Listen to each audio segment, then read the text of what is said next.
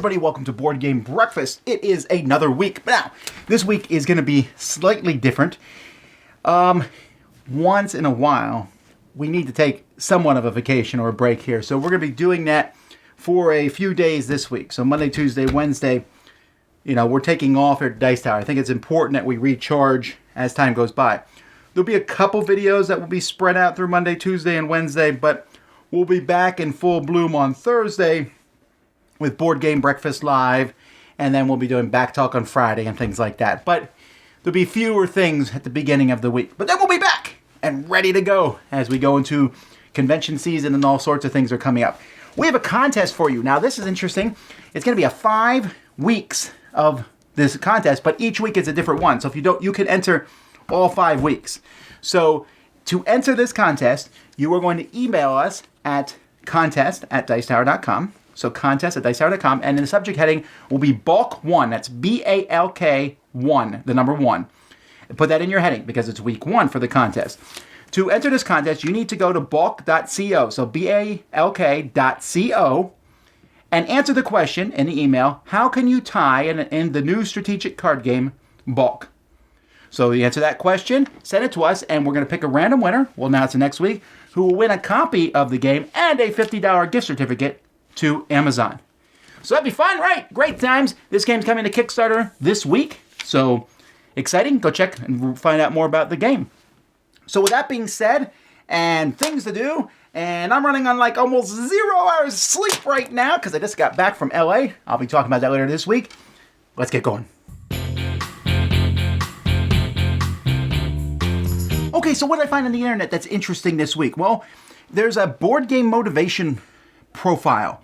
So if you click on the link, and all the links to what I'm talking about are down below, you can ask some questions and we'll kind of tell you what kind of games do you like or don't like. It's like a psychological profile into you as a gamer. I don't know how well it works, really, but it's certainly something interesting to check out. Very interesting article about taking advice from board games and not always a good idea. Well, it's kind of like a very light touch on board games, but talking about taking advice from Monopoly. Maybe you shouldn't always run off with all the money. Anyway, check out the link and see what happened to people who did that. A silly, humorous article I found. Stranglehold Games announced a GoFundMe to support their Indiegogo to fund the creation of a Kickstarter. Obviously, taking these things to far things. That's on Meeple Mountain. AEG. Now, this is a big thing. I'm going to talk about this later on in Tom Thinks. The president of AEG, John Zinzer, talked about how AEG, he wrote an article, and he's been doing a blog, he wants to talk about games, but he wrote an article about how AEG is going to be, there's too many games coming out, and he wants to produce fewer but better games in this avalanche of games that are coming out. So he writes why he wants to do this and how they plan about going around doing that. No Pun Included is starting a new podcast. Now, Efka has been on a podcast in the past, but he and Elaine are now starting a new podcast, so they're fantastic gamers, so that should be interesting. PAX Unplugged has announced their dates, December 6th to 8th. Not a whole lot else going on, but, not information at least, but at least now you know. And I found this thread on Board Game Geek. Should you narrate your turn? Should you? Do you? Sometimes I do. This might make a good Tom Thinks in the future. We'll see. But there's people talking about there. I thought it was an interesting topic. That's what I found on the internet this week. If you have stuff, send it to me at tom@dicetower.com. Let's keep going on with this episode. Hey folks, welcome back to another Accessorize segment here on Board Game Breakfast. Today we're going to be looking at something that Tom backed on Kickstarter, and it is some component trays from Dogmite, and they look like this right here. This is just one of the colors that Tom picked.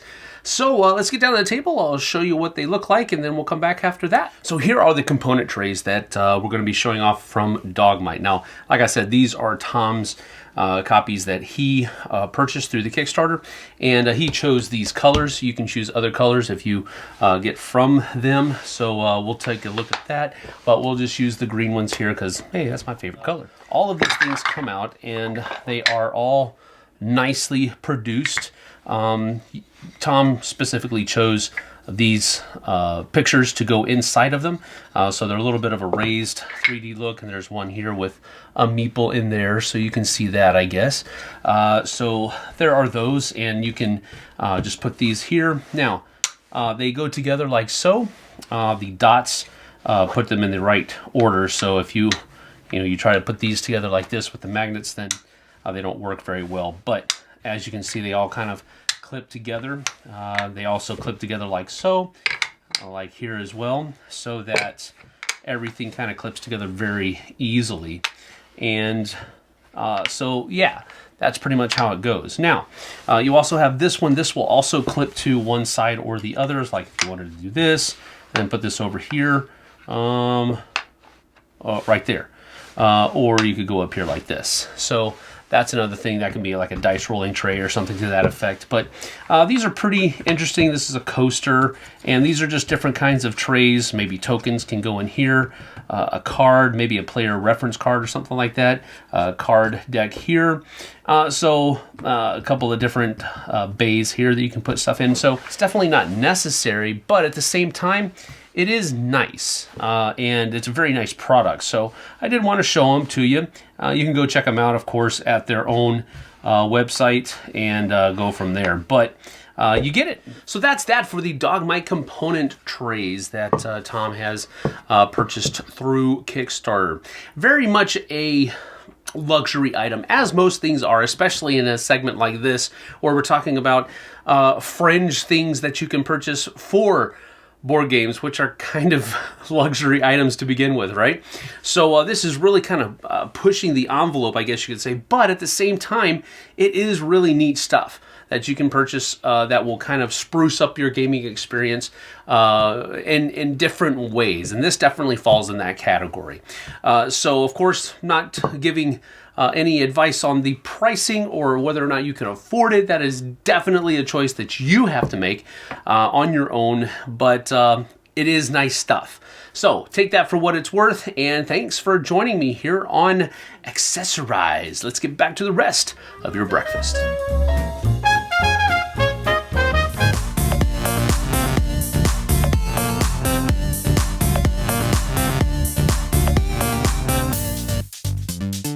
Hey everybody, it's Roy Candy and this is Printed Pieces, and today I figured I'd do something a little bit different. I'll show you a 3D print from beginning to end. So first off, I'm going to be printing out some Lord of the Rings tokens here, the exploration tokens for the Journeys in Middle-earth. So first I'm going to go on Thingiverse and download these to Cura. So I got them all loaded up in Cura. Time to pop in my little mini SD card here and get it all loaded up to go on the 3D printer. You can also see here in Cura that these 6 little tokens are going to cost me 34 cents. Oh my goodness. So I actually keep my 3D printers here under a sink. I know a bunch of people have been like, hey, is that under a sink? But we pop our little SD card in here. And then we turn it on. And then I have this green or tealish filament on here, which I think should look good for the little tokens. And then we'll go over here into the menu and see if we can get this to print. So print from SD card, and there it is, Lord of the Rings search token. All right, well this is going to have the bed and nozzle heating up here, getting ready for this, and let's see if we can make a little time lapse. All right, so here they are all printed out. And we should just be able to peel this off. Normally I use like a little spatula thing, but this is the raft that they were printed on. For small things like this, I like to use a raft just because sometimes they have a tendency to like pop off the bed. But then you just peel this part off and you have a cool little token that you can use for your game. So that's pretty much it. I printed out my pieces for Journeys to Middle-earth, so now I have plastic tokens I can use and put on the board for when I'm exploring those cool locations. So thanks so much for joining us on Printed Pieces. There's all sorts of different things you can print out for 3D printing and board games, so I'll see you on the next one.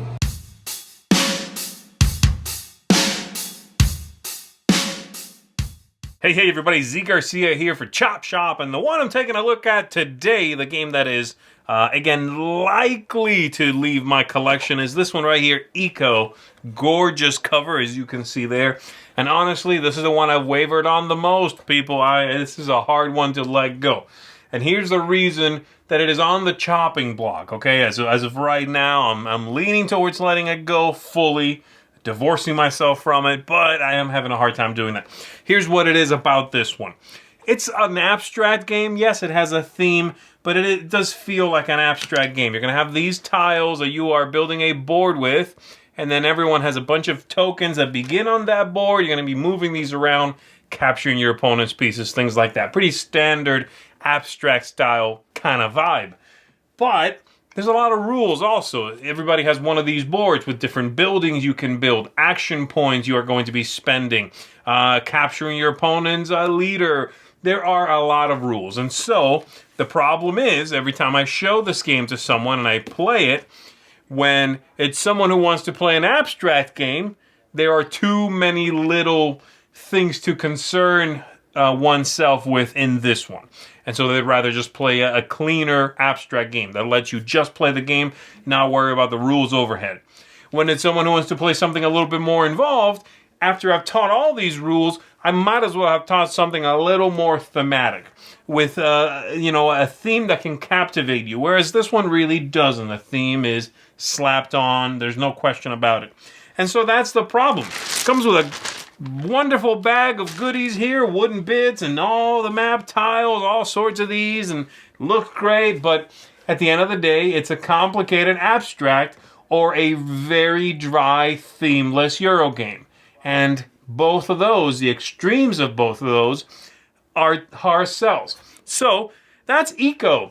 Again, as of right now, on the chopping block, which I guess is all I really need to worry about right now, but just thought I'd share how I'm feeling. This, again, is a very therapeutic segment for me. So, that's it for me, everybody. I'm Z Garcia. Enjoy the rest of your breakfast. Hi, we're Board Game Opinions. My name's Steve. I'm Jonathan. Amy. Nathan. And we're back with another speed quiz. This time the guys have a challenge to name as many currently active TCGs, trading card games, where you're actually buying product for it and kind of building a deck. So Keyforge and things like that don't count. Living card games don't count either. They're going to get 1 point if it's something we sell in the shop, because obviously they'll see that, and they get 2 points if they can name one that we currently don't sell. We're going to start with Miles, because I think Amy's got an advantage here. Off we go. Pokemon is 1 point. Magic the Gathering. It is 1 point. Dragon Ball Super. That is 1 point. Yu-Gi-Oh! You is 1 point. Is there like a Fantasy Flight Legend of the Five Rings or something? Legend of the Five Rings, I'm looking. There is I not. think it's an LCG. Final Fantasy TCG. Final Fantasy TCG is there. Amy? That Star Wars one. Can you name it? Star Wars Legends or something. Well, I'm gonna dubiously put you down for that. Destiny. I'm gonna I don't point know. each. We'll discuss that at the end. Force of Will. Force of Will is that's 2 points. No, that's me. So, done. You done? Yeah. Indiana Jones. He's not there. Lightseekers. Lightseekers is. We technically still have some. 1 point. Battlestar Galactica, is that one? Is not, I'm afraid. Um. I'm gonna open it up to the floor. So I understand that a lot of the easy ones have gone. I'm trying to think what I haven't actually said now. Ninjago? No, I'm going to say no because I think you're just saying so. I'm going to time it out at 3, 2, No idea. 1. We're going to top those scores. Importantly, they did get most of the common ones. Did you get those at home? There are a few they missed though, and we'll see who's won. After tallying up the scores, it was no surprise that Amy came out top in joint second place, because we give Miles and Jonathan half a point each for getting half between them Star Wars and Destiny. They get 1.5 points. Amy got 5. Some of the ones you could have got that were slightly easier. I mean, there were some quite hard ones on here. There's a new Transformers collectible card game. There's Warhammer Age of Sigmar. Yeah. There's an Adventure Time Card Wars game. And then there's Vanguard. Some of the other ones, again, are much more difficult. So if you want to have a look at them, there's a My Little Pony CCG. But anyway, thanks for watching. We're going to come back next time with another quiz. Bye. See ya. Bye. Bye.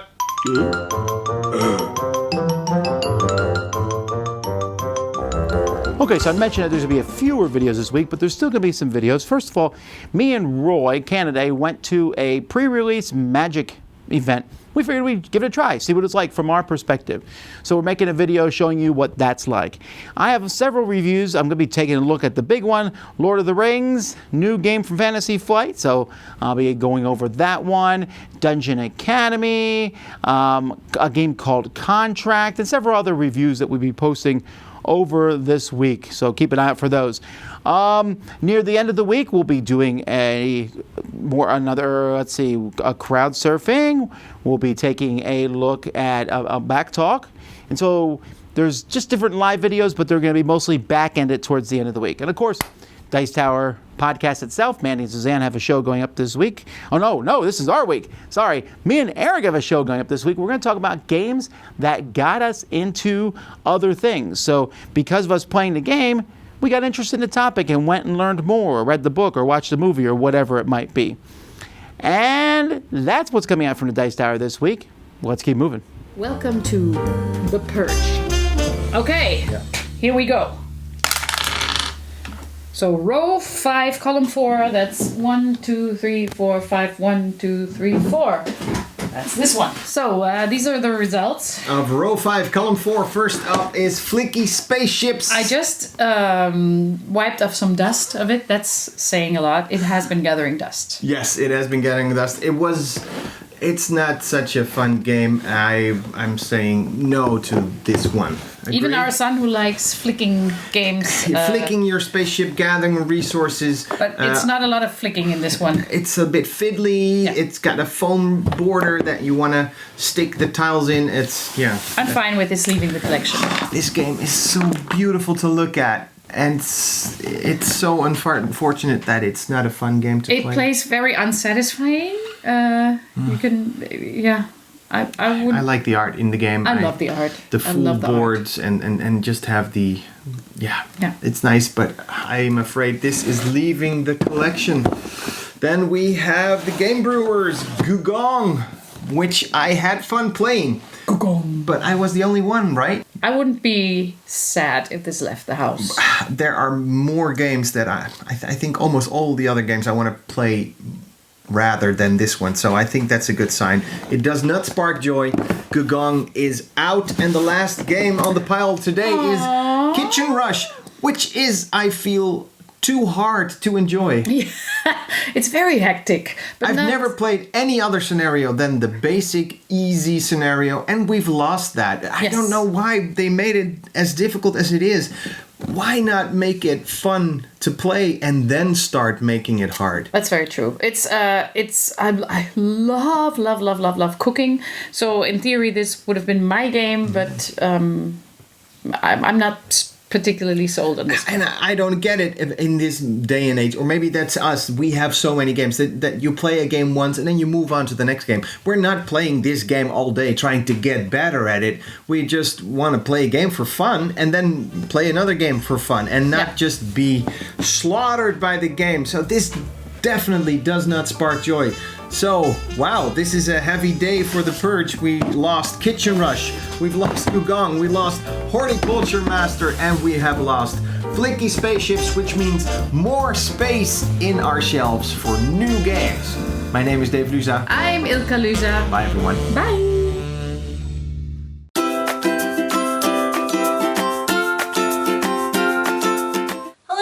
My name's Annette, and you may know me as Netters Plays. And today on Applied Mechanics, I'm going to go over the game of Whistle Stop. So this is a route building, resource management, or pickup and delivery type of game. So let me show you a little bit about it and why I really like it. In the game of Whistle Stop, players will try to move their trains from one side of the board to the other side of the board. A player can take up to 4 actions on their turn. One of the actions is to move their train by playing coal. When a train moves to a different location, and if there's a resource there, then they'll obtain that type of resource. You can spend another coal to move along even further. If there's no location to go to, you can play one of the tiles from your hand. When you place it there, you can place it in any orientation, and then move your train to that location, obtaining any further resources. Another action is to spend resources in order to obtain an upgrade. These upgrades will help the players throughout the game. Throughout the game, you might come across these special tiles. Some of them will let you obtain more coal, more whistles, or even trade in resources for a different type. The other type of tiles are town tiles. Whenever you land on a town tile, you'll trade in the resources in order to obtain points, and you'll also gain a stock. When a player reaches one of the end tiles, they can trade in those resources to gain major points. If a player places their last train in the resource track, then the game is over. Otherwise, the game is over when players have reached the final round. Players will then add up their score points, their stock points, any leftover resources or upgrades, and whoever has the most points wins. When you're laying your route, you have to consider what type of resource you might obtain, along with the orientation of how the track will build. Because not only can it benefit you, but it could potentially benefit your opponent, which you don't want. Not only are you building routes or picking up resources to deliver them, you are also trying to race as fast as you can to get to the other side before your opponents. And that's why I really like Whistle Stop. Well, thank you so much for watching, and I'll see you next time. Bye! Hey there, I am Jen, the board game librarian, doing my usual of flipping some pages and pushing those cubes with my segment From the Page to the Table. It's baseball season, and it's one of my favorite sports to watch live. This week, I am looking at perhaps the quintessential baseball book, and that is The Natural by Bernard Malamud. A book I read so long ago in high school, and I don't think I really appreciated it as much then as I would now. We have Roy Hobbs, a brilliant talent, robbed of his talent, and which sets him back many years. And in those later years, he is tasked with making it big. We are in baseball's heyday, the 1940s, when we have some of the absolute giants of baseball playing, and this is a really great look of that time period and what it takes to be a big star. Paired with that was Bottom of the Ninth. A two-player game where one is playing the pitcher and the other is playing the batter. I really love this game because to me it does feel like baseball, like you're playing a game. And I love the artwork on this, the variety of the teams, and this also is baseball in its heyday. It really simulates a game of baseball to me, and not necessarily you don't have to know how to play baseball or the rules of it. I think it does a really great job of it. Happy baseball season. What is your team that you wish would win the World Series? Let me know in the comments. Happy breakfast. All right, so what did we add to the library this week? Well, we're adding in all the new cool stuff for Lords of Hellas in this Warlord box. Managed to squish it all in. We're adding Game of Thrones Oathbreaker, because you can never have too many social deduction games. The little game Getaway Driver, great little two-player game. And of course, if we already have Dice Forge in the library, but we got to have the expansion in there. And you know what? I'm putting Hawaii in the library. Lots of people like Hawaii. We'll put it in there. And then, of course, Chronicles of Crime with Noir inside the box. Yeah. So that's all exciting. That's what we're adding to the library this week. Hello, and welcome back to Retro Board Game Corner. Every once in a while, I'll stumble upon something that I never knew existed. Here I have Battleboard, published in 1972 by Ideal. This is a two-player game in which you're trying to advance your pieces to the front of the wall before your opponent blows them off the board. Let me set this up and show you how it works. So this is what the game board will look like set up. Every player is going to get 4 knights and 1 king and an air catapult. And yes, I said air catapult. You're going to start the game by sticking your 4 knights anywhere on the back row here, leaving 1 space open.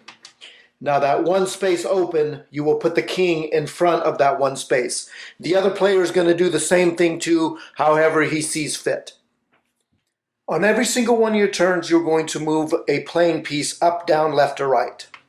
And then your opponent will do the same thing. 1 playing piece up, down, left, or right. And then the first player will take his air catapult and put it on any empty space and push down. Your opponent will do the same thing too, on any empty space, and then push down. If at any time any piece is blown out, that piece is discarded. If at any time your king makes it all the way to the front of the wall, you can declare your king is in front of the wall and take a knight back and put him on any space on the back row. The object of the game is to get your king and one other knight to the front of the wall, or 2 knights to the front of the wall. If you can do that, you have won the game. You also win if you eliminate all the other playing pieces from your opponent's side.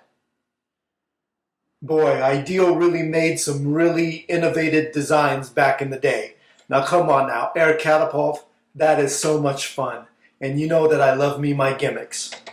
Well, if you have a comment, comment below, or you can tweet them to me at RetroBoardGamer. And as always, may your rolls be high.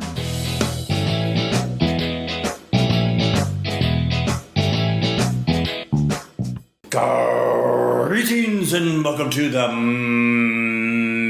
Meeple. I am Thomas Grogan. Have you ever been at your local game store and just playing a game that you've never played before? Or maybe a friend brings a game over to your place on game night, and as you're playing the game, you think to yourself, who designed this? Is this a Jamie Stegmaier game? This feels like a game that Eric Lang would make. And sure enough, you were right. Without any forethought or any foreknowledge of who designed the game, you were able to just look at the game and see just by their style or the artwork or the design who it was that designed that game. I mean, we find this a lot in music and art. You know, you could hear a song on the radio and not know beforehand who made that song, but sometimes you could tell. I mean, let's face it, the Edge of U2 has a very distinct way he plays the guitar. Or art, you know, you could see certain artists have a way of doing things, a certain style or flavor that you just look at something and say, that looks like an Anne Stokes art. Or did David Lazoe make that? And sure enough, yeah, you were right. So, have you ever played a game that you didn't know beforehand who designed it, but just by playing it, you were able to tell, yeah, this looks like something that so-and-so designed, and it turned out that you were correct? Sound off in the comments down below. Let me know if you've ever experienced that. And if you want to find out more about the Mega Meeple, all the links are found on the website for all my social media stuff. You just visit that. Thank you so much for your comments, and I will see you next time.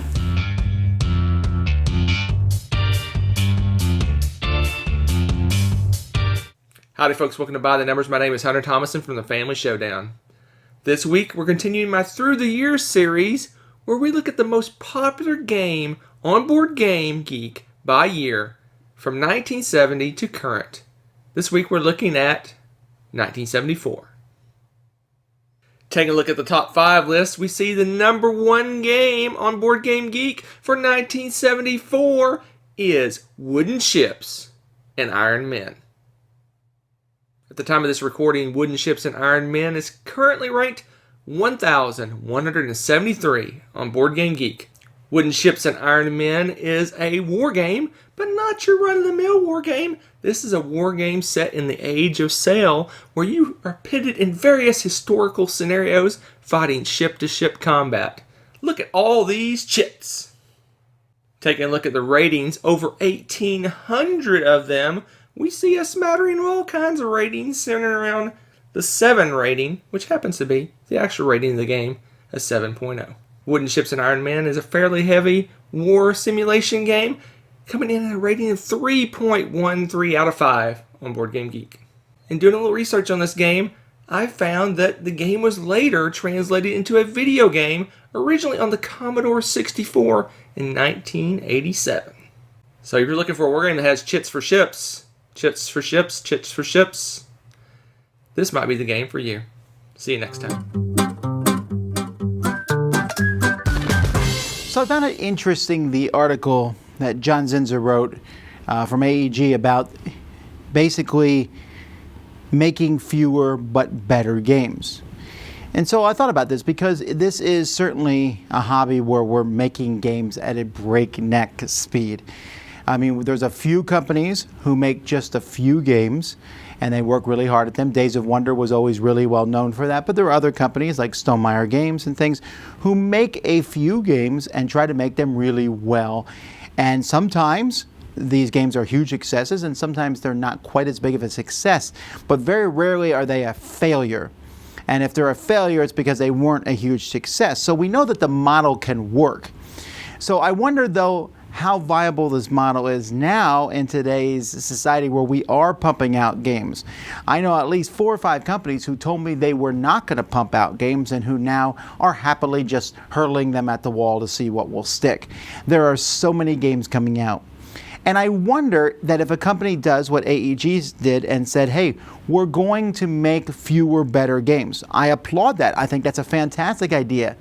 But will it do anything to the hobby as a whole?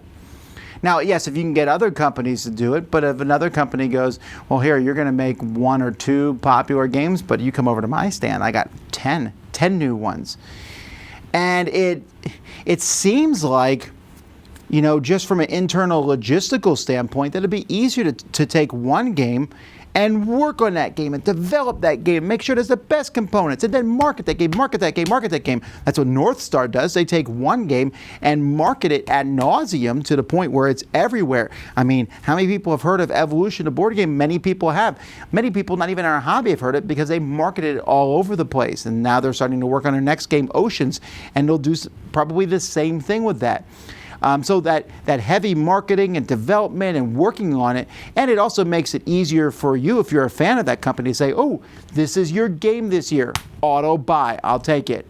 And to have a popular game, we know, can be much, much better for you than having a bunch of mediocre games.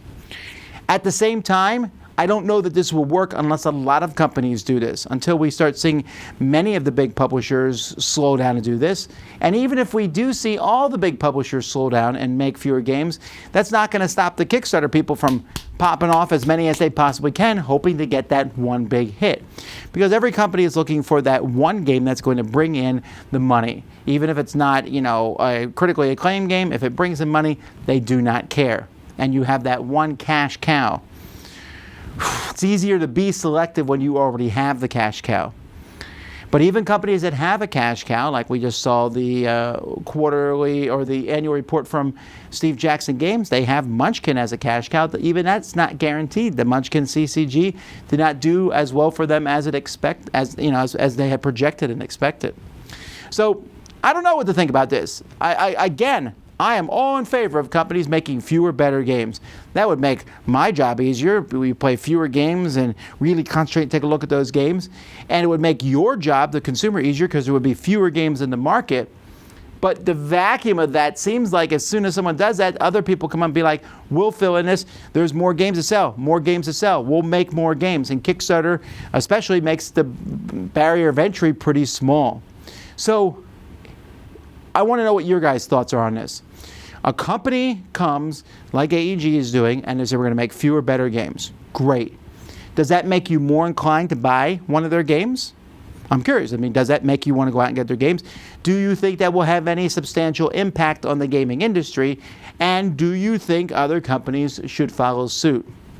I think my answer to that, I think yes. It makes me more interested in their games, for sure. And yes, I wish other companies would do it. I'm just not sure about the substantial impact on the industry as a whole. For that, we'll have to wait and see. In a galaxy not so far away, where board game bit holdy thingies hold dice and components, the board is laid out. But what's this? Ticket to Ride Asia card stands? Well, that doesn't seem like that's in the base game. Nor is this ironing board, with just one things and Lego holding it all together. It kind of worked really well, actually. So, Twilight Imperium, I actually have finally won a game. It was the first time I've played this year, and it was glorious. In the final round, I went from 5 to the full 10 points. It wasn't exactly the conventional method of victory, but I'm still quite happy that a few promissory notes were handed my way and I snuck in to score a 2-point objective. But what am I here to talk about? It's the fact that I had to use other games to make space on the table, or just utilise them to make a different game experience better. So Ticket to Ride Asia, those little things, the card stands came in really handy with a bit of Lego to keep them balanced. And then Just One's wipeable boards also came in handy. But let me know what other games you've sort of not cannibalised, but have borrowed from sort of momentarily to make a different game or Twilight Imperium better for you. Anyway, thanks for listening, and I'm Oliver East, signing out. Hi folks, my name is Andy and welcome to Potable Gaming, the show about games that are fun to play in pubs and cafes. So today I'm going to talk to you about Star Realms. Star Realms is a 2-player deck builder game where you and your opponent are trying to build the best possible deck of allies from different factions to try and take out your opponent's life force. This is an excellent game. It is a distilled deck building experience. If you don't know what deck building is, it's simple. You'll start with the same set of cards each. From your hand, you'll be able to play different cards. Cards such as this, which will give you resources, or this, which will give you damage. The resources you can trade in to buy cards from the trade row, the damage you can trade in for damage. What makes this different, however, is the interesting ally mechanic. So each 4 factions may have abilities like this. And when you play this card, on its own, it is worth first line. With a second card from the same faction, it's worth double. It adds more features, more abilities. That makes this game a very interesting one. You can build up a lot of really cool combos, either doing more damage, getting more resources, drawing more cards. Lots of cool little things, and there is tons of variation in it. And this is a stack of 80 trade cards, and this is just in the base game alone, which means no 2 games are alike. There are also tons of expansions.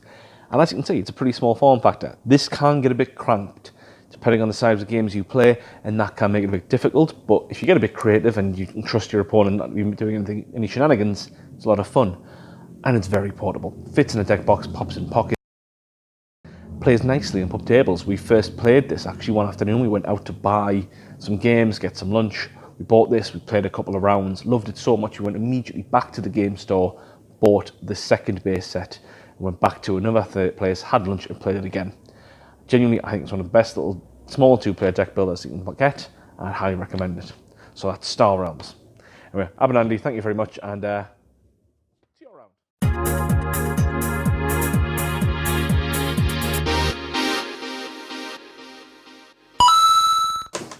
Hey guys, this is Nick, and welcome back to Mental Health Minute, and we're going to talk about the best part about gaming, and that's the people we're gaming with. The social aspect of gaming is oftentimes the reason we got into gaming in the first place. It's another way to socialize with our friends and family. Now, we're going to have different social interactions depending on who we're interacting with. But I can't count the amount of times where I was playing a game and I would see at least one person at the table looking straight down at their player boards or doing something else or looking at the rule book or things like that.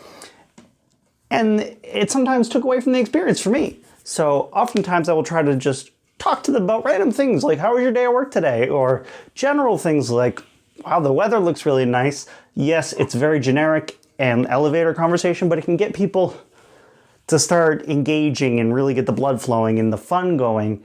Because games like, for me, like Splendor and stuff like that are often very quiet, very stress-inducing, like looking around, like, okay, how are we going to make this work? And you forget that the most enjoyable part of the game is those people at the table that you're socializing and playing with. That is why I got into gaming in the first place. Now, yes, you can do solo gaming or 2-player gaming also. That's still socializing, just in a different way. It's very important to keep the social aspect going, to keep the flow of what you guys are doing to be more fun and positive, and then more people are going to have a good time, and that just brings your mood up and relaxes you a lot of the time, even in games that are very stress-inducing or very long, such as Twilight Imperium. So that's the lesson for today. Is there any game that you really like being social at? Do you talk about things that are happening in the world, or you just talk about what's going on in the game? Let me know in the comments below. And please, as always, do enjoy your breakfast. All right, that's it for another board game breakfast. I'm getting ready to run out here because I'm taking my kids on vacation, and that's going to be fun. But we'll be back. Don't worry, there'll be plenty of stuff for you guys to watch and view. So I hope that you guys have enjoyed it. Thanks to all my contributors for doing a great job. Until next time, I'm Tom Vasel, and you've been watching Board Game Breakfast on the Dice Tower. See you next time.